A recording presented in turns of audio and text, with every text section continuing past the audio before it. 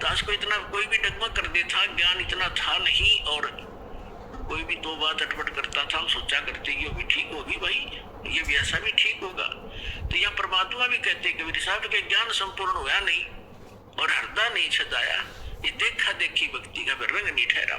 जब तक हमारे हृदय में ये ज्ञान नहीं टकेगा जाकर, यानी हृदय कलेजे में इसमें कसक नहीं बनेगी सच्चाई की, तो हमें कोई भी बहका लेगा। तो जब मेरे जीवन में जो यू टर्न आया, वो कैसे था कि पहले हमारे जो है धर्म गुरु जो भी ज्ञान देते थे, हम उसको सच मानते थे। और जैसा कि जब दास के साथ एक घटना घटी, हमारे घर के ऊपर एक कमरा अलग से बना रखा था, उसको किराए पर दे रखा था। उसमें एक आर्य समाजी यानी महर्षि दयानंद का चेला शास्त्री था, वो उसमें किराए पर रहता था। बोलन चालन का बहुत अच्छा स्वभाव था उसका, एक बहुत ही नेक सा आदमी दिखा करता। नेक तो था लेकिन ज्ञान अज्ञान था उसके अंदर। लेकिन इस नाम से,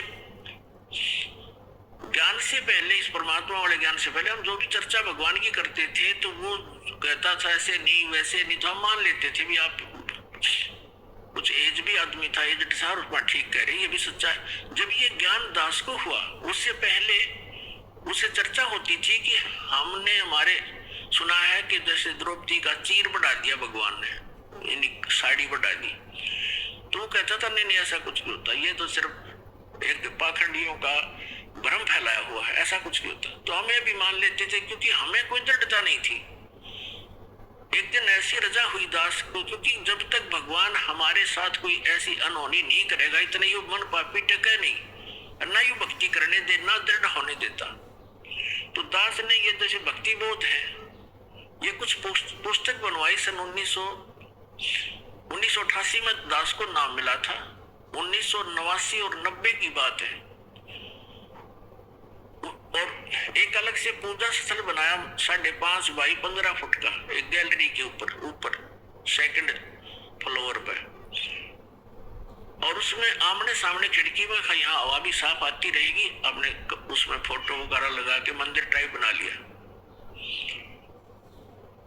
जब वो मकान हम बना रहे थे, थोड़ा शहर से बाहर था, तो मैं लाया जाली लोहे की, मच्छरों से बचाने के लिए जाली लगाते खिड़कियों पे। तो किसी भी कारण से मेरे से गलती लगी या उस सेठ के नौकर से गलती लगी, 8 इंच छोटी जाली काट दी आमने और सामने की। और मैं ले आया आके मैंने बच्चों से कहा कि ले इसको लगाओ। मकान तो बन चुका था, वो खिड़की वो लगाना रह रहा था।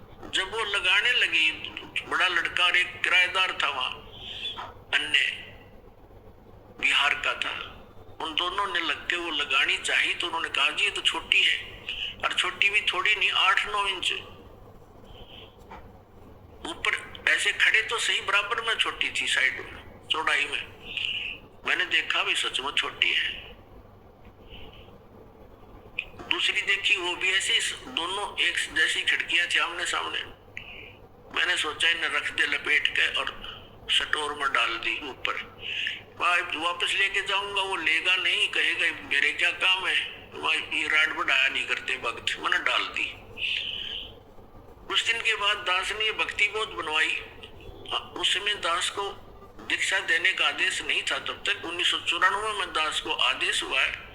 6 वर्ष तक दास सेवा करता था, भक्तों को समझाता था, गुरु जी के पास ले जाकर दीक्षा दिलवाता था। फिर उनकी रजा हुई, आदेश दे दिया दास को अचानक कि आज के बाद तू गुरु होगा। और आज के बाद सबको बोल दिया कि इनसे उपदेश लो, जितने भी उनके शिष्य थे, जो इनको गुरु नहीं मानेगा मेरा कुछ नहीं लगता। अब इतना बड़ा जिम्मेवारी का काम दास को जब अचानक सौंप दिया तो पसीना पसीना हो गया। समझ वो भी गए कि बच्चा घबरा गया। तो उन्होंने कहा कि बेटा तेरे साथ रहूंगा, घबराइए मत, और विश्व में तेरे बराबर संत नहीं होगा, पूरे विश्व में तैल का होगा।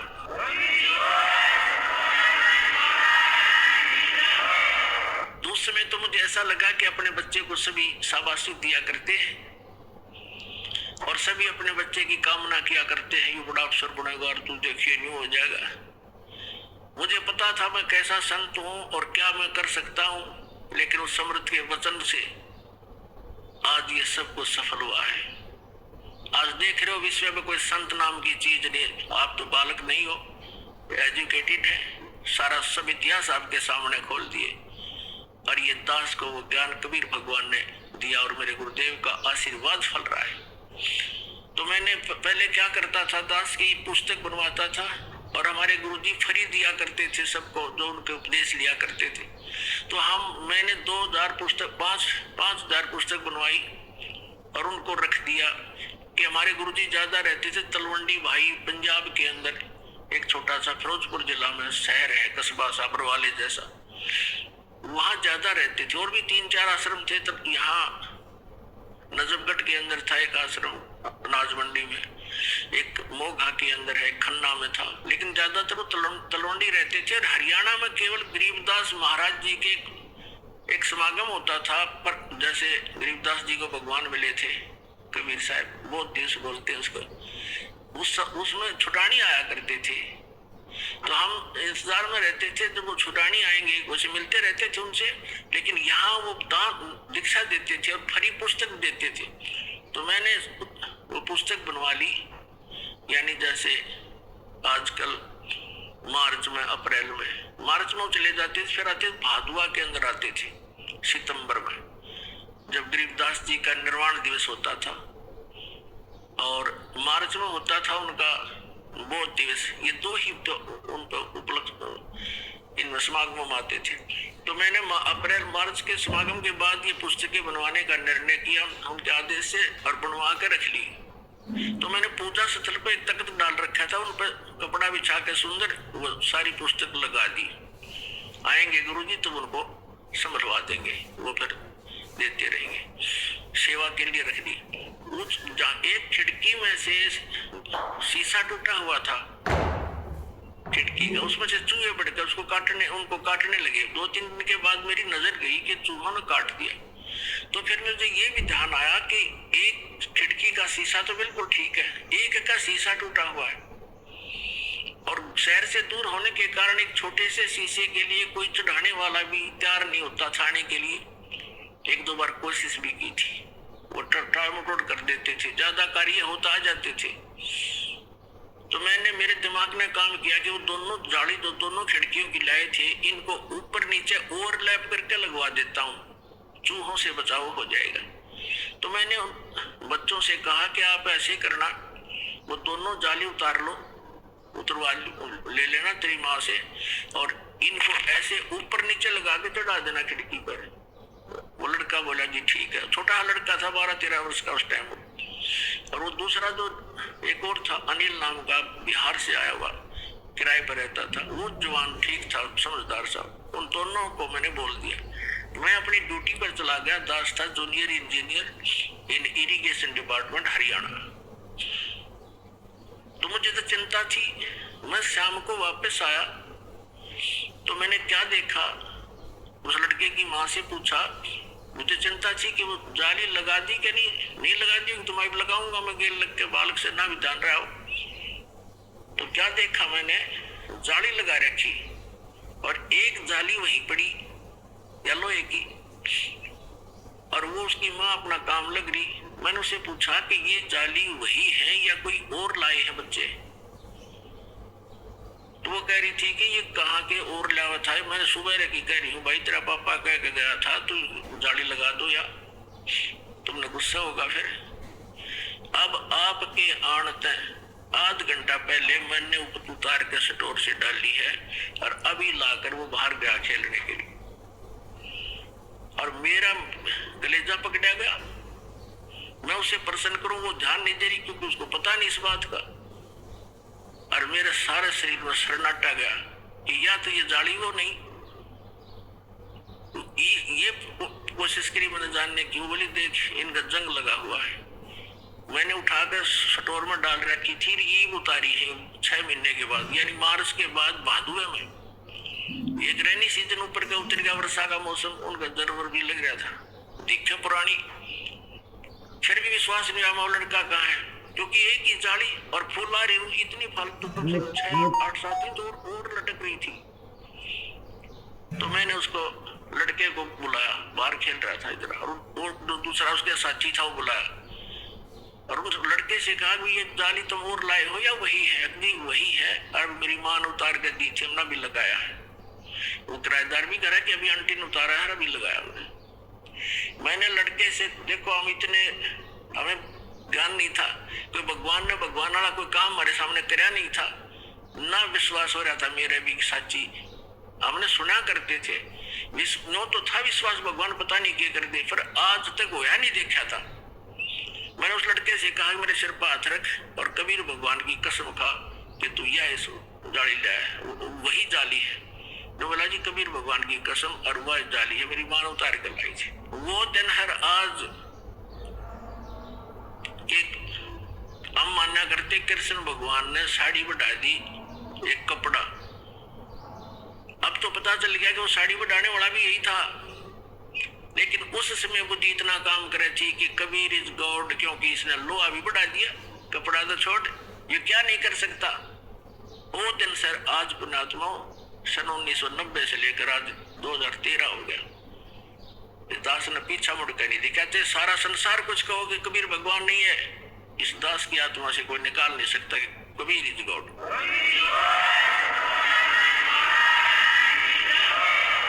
अब जब दास के साथ यह घटना घटी, और वो कम से कम 10 साल लगी रही वो जाली ने किन औरों को दिखा करता, देखो जो भगत थे वो तो मान जाते, बकवादी होने गए, बकवास करे, झूठ बोलो, पाखंडी है। अच्छा भाई, तो फिर मैंने सोचा कि देखिए आर्य समाज का जो व्यक्ति है कितना अच्छा आदमी है, बोलन चालन का, व्यवहार का ठीक, अच्छा चरित्रवान व्यक्ति है, और इसको अज्ञान है। ये कहा करता कि ऐसे नहीं हो सकता, साड़ी नहीं बढ़ सकती। तो मैंने सोचा ला इसको समझा दूं, क्योंकि मेरे से पहले वो काफी प्रभावित था, क्योंकि भक्ति में हम लगी रहे थे, पहले भी भक्त जैसे थे, हम नाम ना मिला था तब भी नेक नीति से रहना और कोई किसी को दुख नहीं देना, ये पहले से नेचर थी। तो मैंने उसके और वो मुझे ऐसा लगता था कि मेरी बात नहीं मानने का, लेकिन ये अज्ञान इतना गंद ठोक दिया उस मूर्ख में सिद्धानंद अज्ञानी ने, बिगाड़ दिया कितने व्यक्तियों वाली बातों को।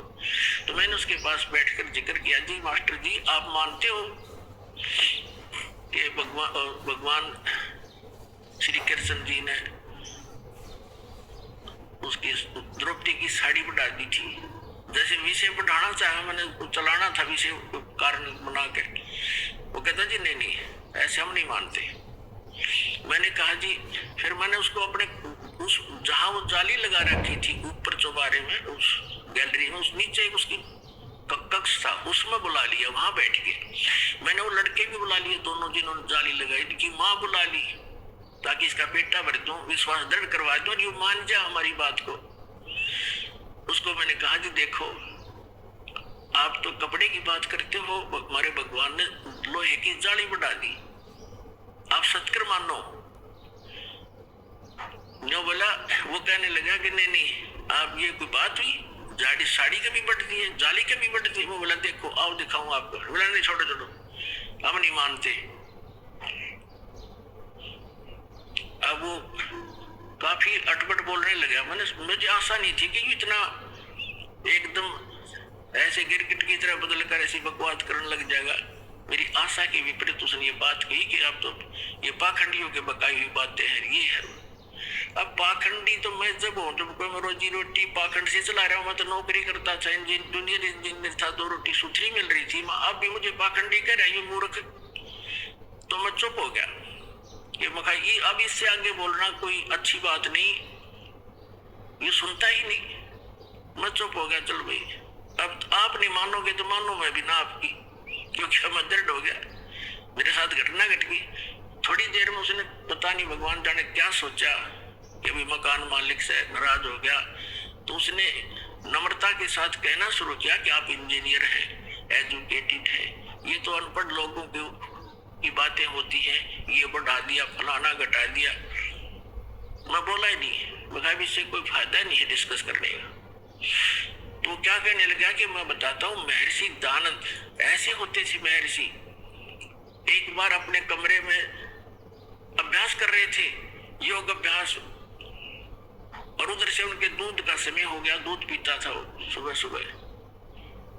तो नौकर गया, उसने खिड़की से देखा महर्षि दानंद कमरा बंद, और उसमें योग आसन पद्म लगा के और योग अभ्यास के द्वारा ऊपर उठे और छत के सिर लगा के धीरे धीरे वापस आ गए, फिर ऊपर उठे। तो उसने औरों को भी बुलाया नौकर ने कि देखो महर्षि जी क्या कर रहे हैं।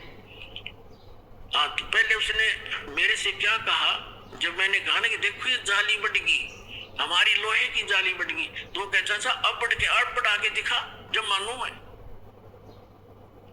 उसने ये कहा था कि अब बढ़ा के दिखा मेरे सामने जब मानू मैं। अब मैं कोई बड़ा जादूगर थोड़ा ही हूं, मैं नहीं कहता मैंने बढ़ाया, मैं तो कह रहा हूं भगवान ने ऐसा ऐसा कर दिया। इससे वो मैं चुप हो गया था, मैं इसको क्या जवाब दूं भाई, मैं बढ़ाऊं तो फिर मैं अपने लिए तो नहीं कहा, भगवान के लिए कहा। तो फिर वो क्या कहता है कि देखो महर्षि ऐसे होते हैं, योग अभ्यास से छत के सिर लगा देता था वापस आता। मैं बोला झूठ, कति नहीं मानू, आप करके दिखाओ। वोटे का मुंह हो गया उसका, मगर करके दिखाए जब मानो तुझे मैं नहीं, झूठ बोलता है तू भी। लेकिन हम ये नहीं कहते कि ऐसा नहीं हो सकता, लेकिन महर्षि तो ये भी ना कर सकते तो कति नारायण अज्ञानी और कति हर तरह से फेल आदमी था, उसकी पॉकेट में बना रखी थी इन लोगों ने। लेकिन ऋषि महर्षि यहाँ तक प्रमाण है कि संत स्वर्ग में चले जाते थे, दूसरे लोकों में जाते थे, वापस आ जाते थे। लेकिन ये मोक्ष मार्ग नहीं है ऐसे धक्के खाने भटकने से। तो फिर वो चला गया, उठ के माना नहीं, मैं अब मैं तेरे नहीं मान सकता। तो पहले तो हम डगमग थे, हमें जो भी कुछ कहता था उसी की मान लेते थे। अब पृथ्वी इधर से उधर हो सकती है, दास ये नहीं मान सकता भगवान क्या नहीं कर सकता, सब कुछ कर सकता है।